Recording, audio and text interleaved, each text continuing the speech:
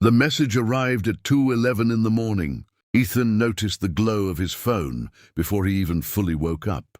The room was dark and silent, the kind of silence that presses against your ears. Rain tapped softly against the window, and the faint orange light from a distant street lamp stretched across the ceiling. He blinked at the notification. Unknown number. For a moment he ignored it. People sent wrong messages all the time.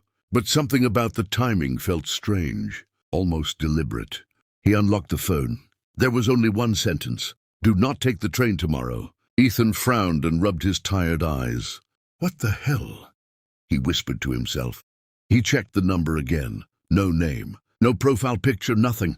Just the message. Do not take the train tomorrow. He almost laughed. Some prank? Maybe spam. Maybe someone bored in the middle of the night. Still, a strange chill crawled along his arms. He typed back. Who is this?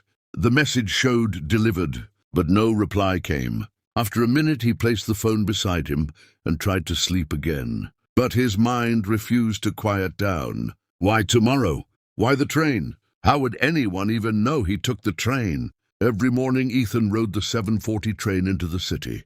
Same seat, same routine, same gray blur of commuters staring into their phones. He had done it for 5 years. It was ordinary, predictable, safe. Eventually, exhaustion pulled him into sleep.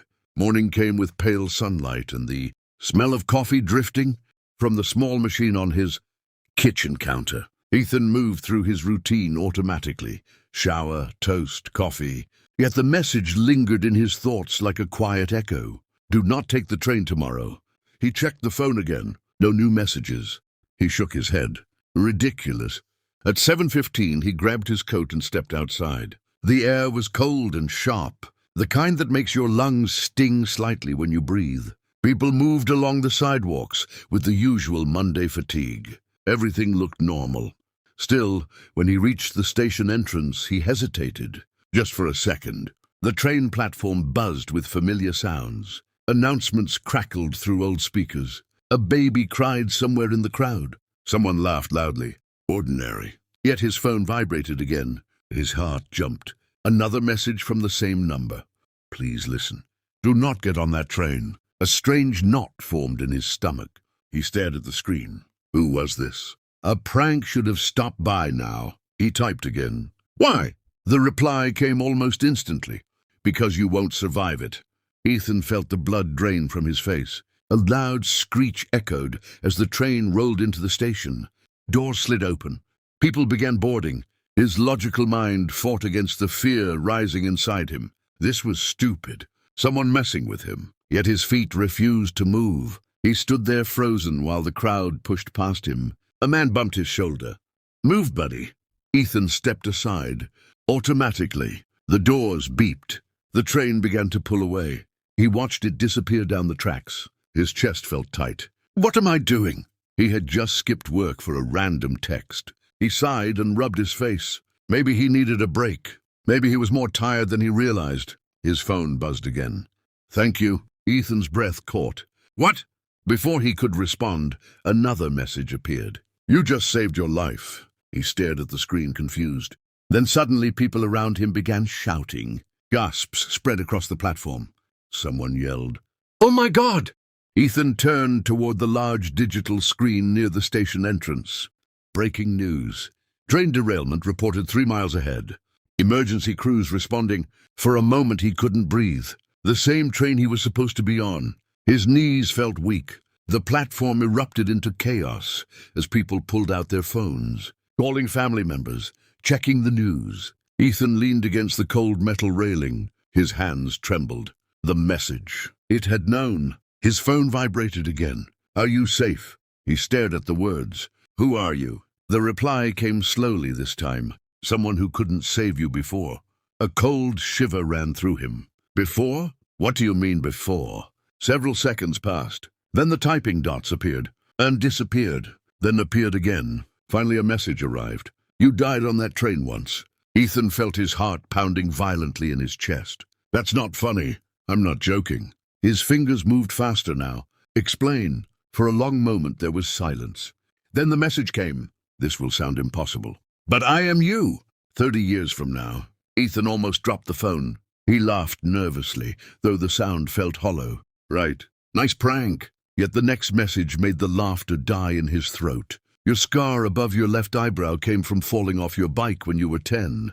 You never told anyone you cried that day because your father said boys shouldn't cry. Your mother used to sing when she cooked. She sang old songs from the radio. You still remember the sound of her voice even though she died.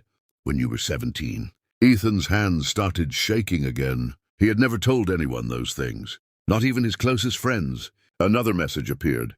I know everything because I lived it. Silence surrounded him, even though the station remained noisy and crowded. His entire world suddenly felt fragile. Why are you doing this? Because I regret something. Ethan swallowed. What? Another pause. Then the words appeared slowly. In my life, after you die today, your sister never recovers. Your father grows bitter and angry. Your friends drift away. And the woman you were supposed to meet tonight never becomes part of your life. Ethan frowned. Woman? Yes. You will meet her tonight at a small bookstore. Her name is Claire. You will reach for the same book. You will laugh about it. And eventually she will become your wife. His chest tightened. But that only happens if you live. Ethan stared at the screen. Rain began falling again, soft and steady. People were still talking about the accident. Sirens echoed faintly somewhere in the distance. He typed slowly. Why help me? Because when you lose everything, you start wishing for impossible second chances. Another message followed. Somehow I found one. Ethan's eyes burned slightly. This felt insane. Yet the train accident was real, and the details about his life were real. What happens now? The reply came quickly. Now you live differently. How? Don't rush through life the way I did. Call Dad today. Forgive him. Visit Mom's grave more often. Take risks. Say things you're afraid to say. Ethan felt something warm behind his eyes. And Claire? You'll find her tonight. The typing dots paused. Then one final message appeared. Just promise me something. What? Don't waste the life I couldn't change. The rain grew heavier. People slowly began leaving the station. Ethan remained there, staring at the conversation. Thank you, he typed. But the message never delivered. The number no longer existed, as if it had never been there at all. Hours later, Ethan walked into a small bookstore downtown. He almost didn't go. The entire day had felt unreal, but curiosity pulled him there. The shop smelled like old paper and wood. Soft music played somewhere in the background. He wandered between shelves until he reached a display table. His hand reached toward a book. At the exact same moment, another hand touched it. They both pulled back. A woman laughed softly. Sorry. Ethan looked up. Her eyes were warm and curious. She smiled. You take it, she said. He felt a strange sense of recognition. What if we share it instead? He replied. She tilted her head. Share a book? Why not? She laughed again. I'm Claire. Ethan felt his heart beat steadily, calmly, like everything was exactly where it should be. I'm Ethan. Outside, the rain slowly stopped, and somewhere far beyond the limits of time, a man who had once lived with unbearable regret finally felt something he had not felt in decades. Peace.